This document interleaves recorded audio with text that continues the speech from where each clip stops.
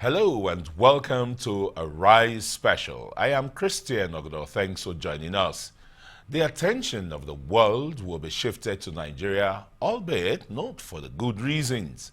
Nigeria will in a matter of months overtake India, notoriously known for open defecation in the global ranking. And as Nigeria's Minister of Water Resources says, it will be a national and monumental embarrassment. Not so for President Muhammadu Buhari, Nigeria's president, who only recently declared a national emergency on water and sanitation sector and wants to pursue vigorously the action plan on water, sanitation and hygiene as approved by the Federal Executive Council. We'll discuss the issues, policies and challenges plaguing the water sector in Nigeria. And joining me to discuss these issues is the Honorable Minister of Water Resources, Engineer Suleiman Adamu. Thanks for joining us on Arise News Special. Thank you. Only recently, President Muhammadu Buhari launched the WASH campaign program. Could that have a reason because of the poor sanitary condition, open defecation, as ruled out by one of the United Nations agencies? 25% of the population still defecates openly, thereby affecting underground water. Is that what necessitated the WASH campaign by your ministry and the president? Well, there is a lot to it. First of all,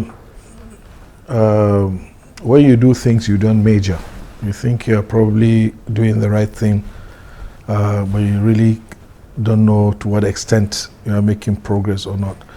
So based on the statistics that were taken in conjunction with the Nigerian Bureau of Statistics recently, we came about with this figure that 25% of the Nigerian population still defecates. But the key issue is that we're spending money, but we're like making one step forward and two steps backwards.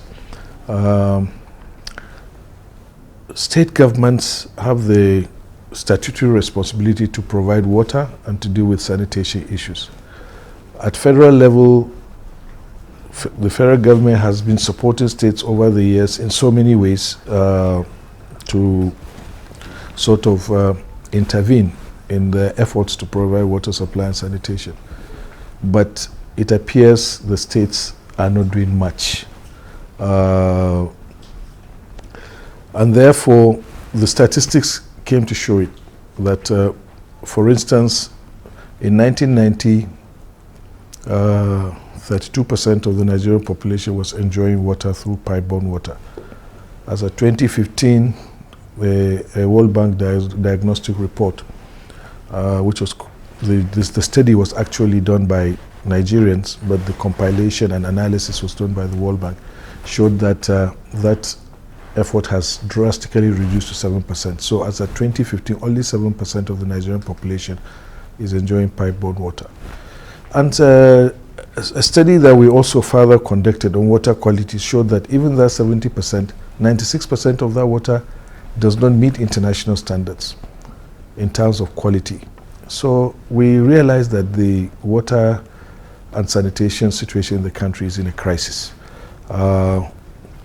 In 2017, we had the National Council on Water Resources meeting in Akure. When we were planning that meeting, that was when the diagnostic report came out.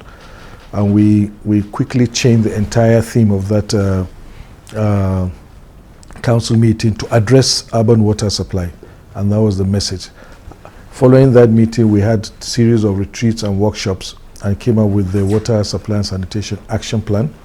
And part of the recommendation of that action plan was that for us to make serious progress in terms of water and sanitation to achieve the Sustainable Development Goals 6.1 and 6.2, we need to declare a state of emergency on water. That is the only way that we think this we can ginger the states to do what they need to do.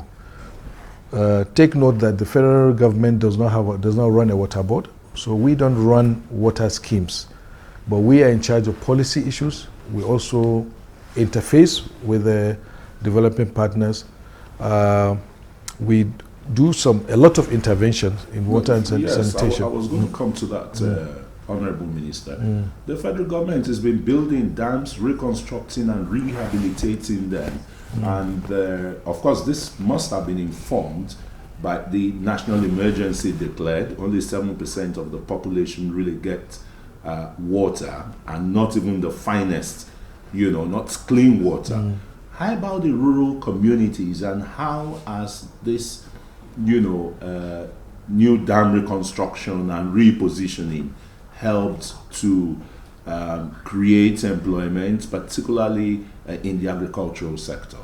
Has there been any significant, leap from statistics gathered by your ministry? Well, let's separate the two. The issue of irrigation has to do with the bulk water, the dams and irrigation systems that we do. That is, to a large extent, being led by the federal government. That is not to say it's entirely the responsibility of the federal government, but the federal government is leading. And therefore, the largest aggregation of infrastructure facilities today are owned by the federal government, 130,000 hectares worth.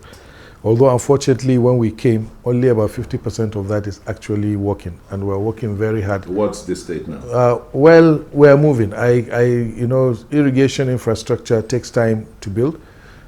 We launched a new National Irrigation Development Program from 2016 to 2030. We're working on it. We hope that by 2020 we'll have additional 100,000 hectares. And going forward, by 2030 we hope to bring in about 370,000 hectares to make the entire irrigation infrastructure owned by the federal government of about 500,000 hectares. And the country has a potential of 3.14 million hectares. So we are hoping that the states will now take up and of course the private sector. We're saying we hope that we'll provide all the necessary encouragement, including the basic information that is required for states and the private sector to develop another 1 million hectares.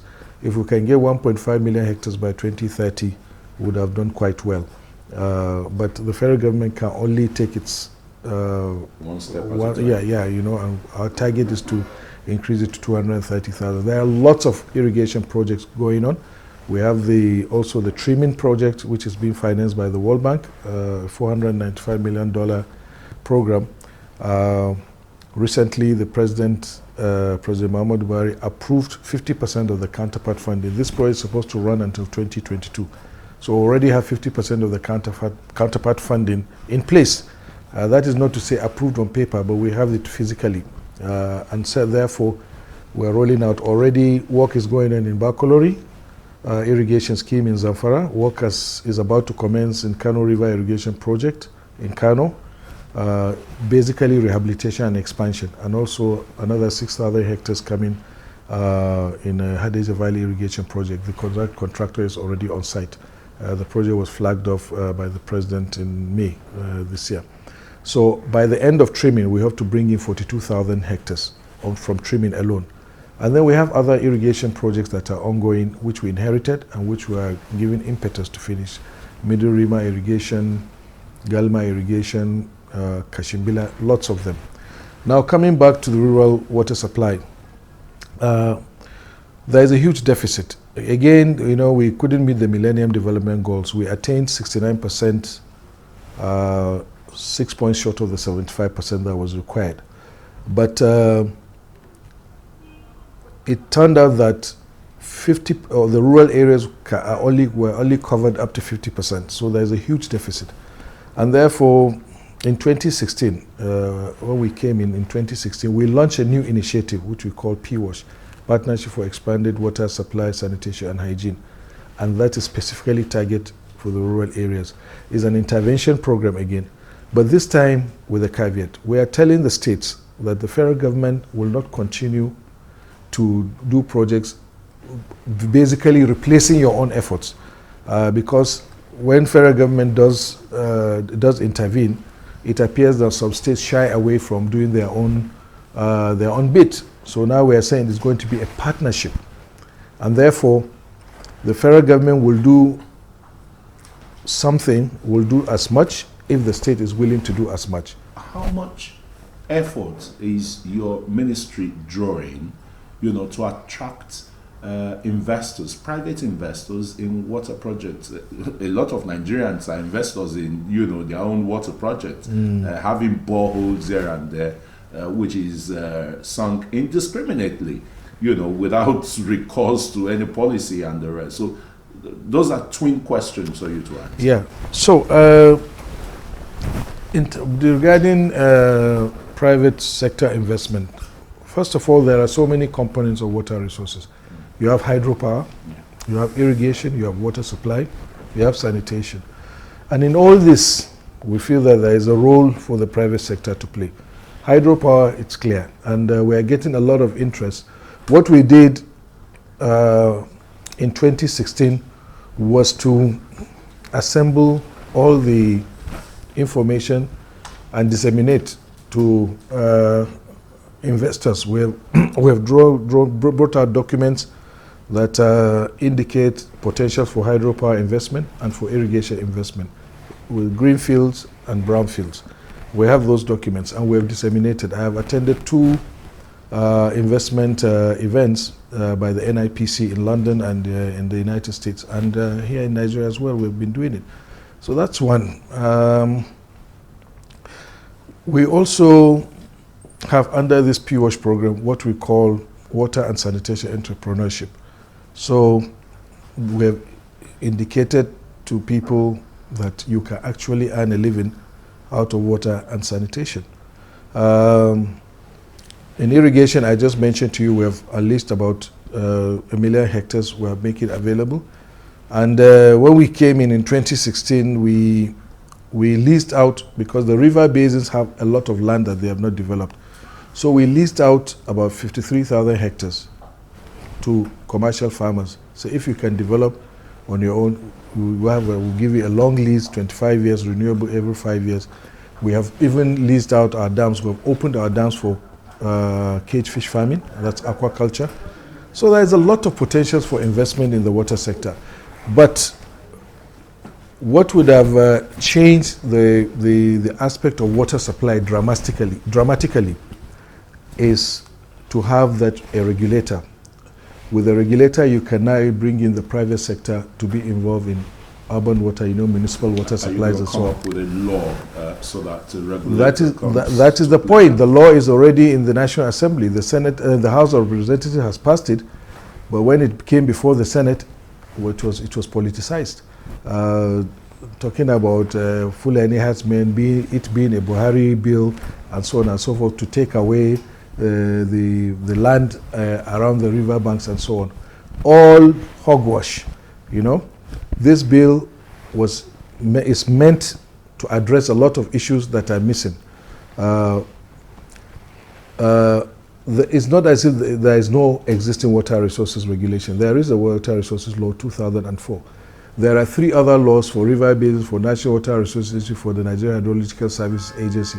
The idea was to consolidate all those bills into one. There have been issues, some conflicting roles between within the laws of NIWA and also the Ministry of some environmental laws, and these were streamlined.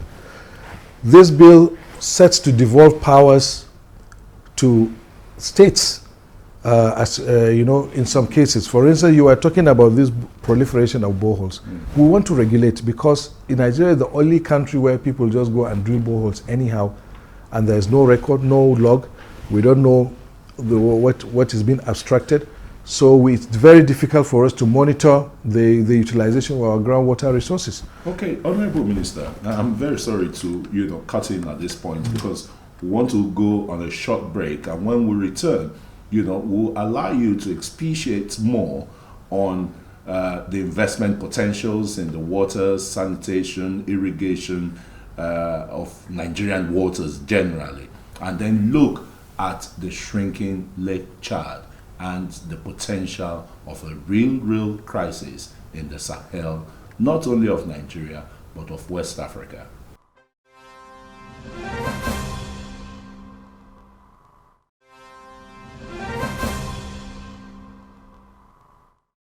Yeah, if you're just joining us, you're watching a Rise News Special with Nigeria's Minister of Water Resources, Engineer Suleiman Adamu. Engineer, you were on, the lack of cooperation from state governments. You never mentioned local governments, but I know they're all inclusive because that's where you have loads of Nigerians without access to even water, not to talk of potable water. Is that why the WASH program is, difficult to really implement? Absolutely. My experience in government so far is that a lot of good programs are initiated by the federal government. Lots of policies are in place, but getting them to be implemented at some national level is a problem, because we have like 37 different governments. Every state government is a government on its own, and then the federal government is on its own.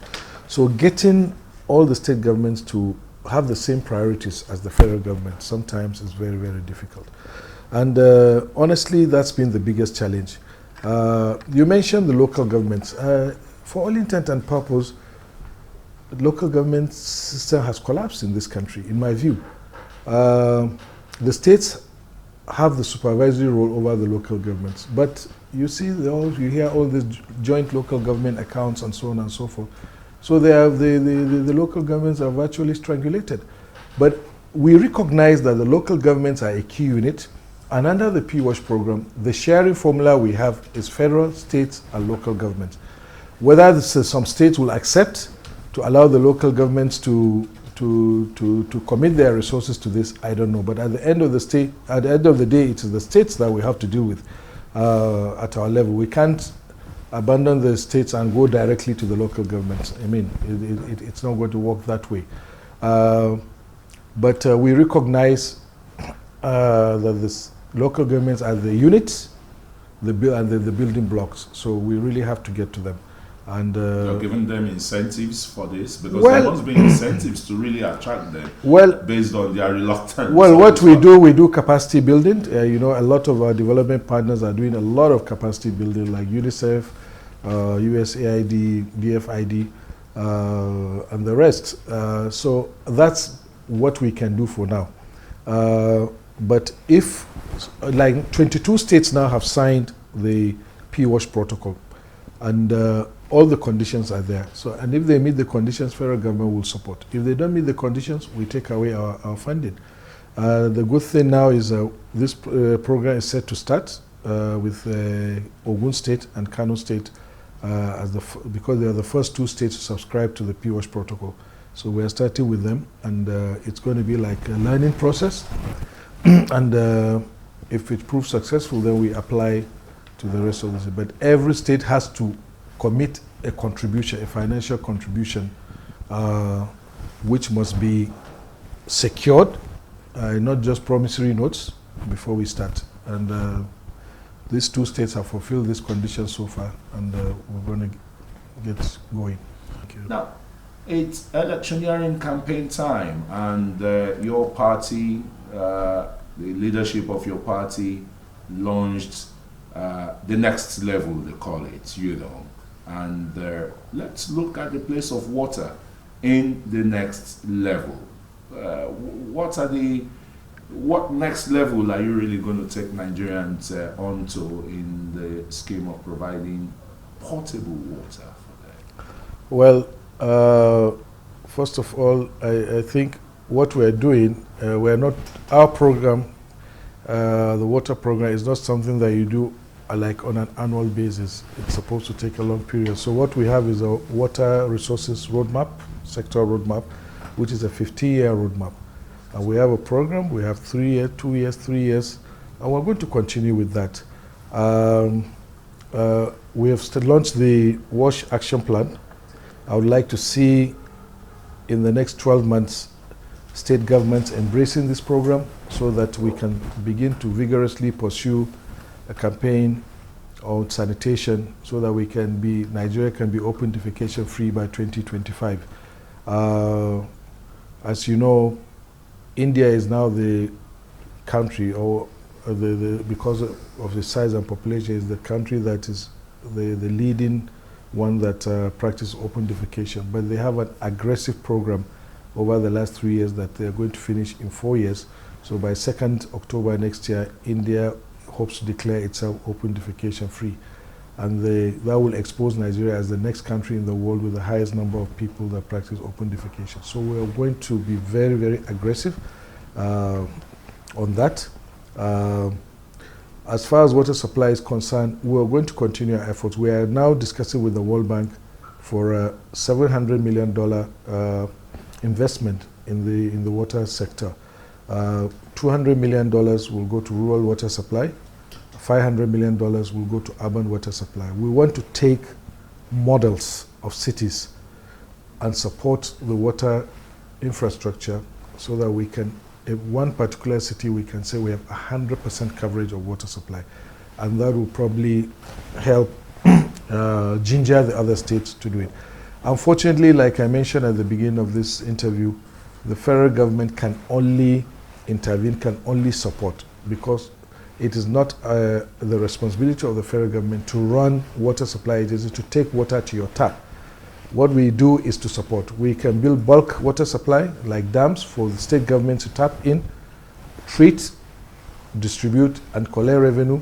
By law, even the abstracting the raw water, they're supposed to pay the federal government money for because it. Because it's underground water. Yeah, no, even if it is dams, they must do it. And even today, you see a lot of distillers, breweries, and bottling companies abstracting groundwater, mining groundwater, and not paying anything for it. Yeah, why have you not fashioned out a policy? That's why you're the minister. Because that's why we have the law. That's why we have the Water Resources Bill, to be able to do that. And it is stuck in the National Assembly. If you're probably not doing a lot of lobbying, because that's what democracy is all about. That's not true. That's not true. We got it passed by the House of Representatives. I just told you what happened. Some people, in their own wisdom, decided to politicize the bill in the Senate.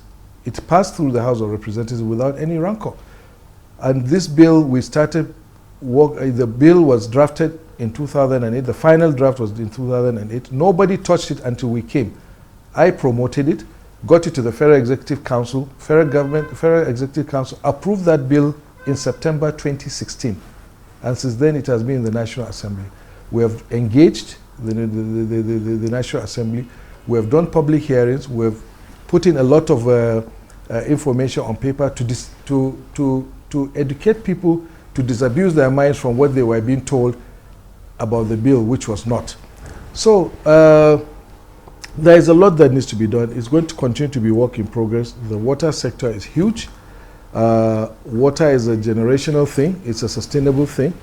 No matter the efforts we make, that effort must be continuous. You cannot say at the end of the day, okay, Abuja has 100% coverage, but population will keep rising, more people will keep coming in, so we still need to be upgrading. Technology also improves. What you have is going to be, there's going to be wear and tear. You need to be changing and, upgrading systems. So it's a continuous process. So there is really no full stop to it. Absolutely, no full stop to it, because water, they say, is life. Honorable Minister, if you look around the world, you have loads of Nigerian experts, whether in finance, in water engineering, hydro engineering, and the rest. What have you done to sell the potentials of your ministry to Nigerians in the diaspora to attract the needed foreign direct investments in this sector? It is massive. Yes, I was very opportune to attend one of the NIPC, that is Nigeria Investment Promotion Commission, road shows in New York as a side event of the UN General Assembly in 2016, I think. And there were lots of Nigerians there. All the information has been provided. It's there. It's in the public domain. I suspect even on our website. We're doing a compendium of all the dams and irrigation facilities in this country. We're going to digitalize them so that there's online information for anybody that wants to check it out. The main issue is that I think access to capital is still an issue. People will find it difficult to invest in agriculture, for instance, with a double-digit interest rate. So we're doing our bit, but you have to understand that it's like a system. So you affect the environment outside you. It's an open system, and then the environment also affects what you are doing. But we're hopeful.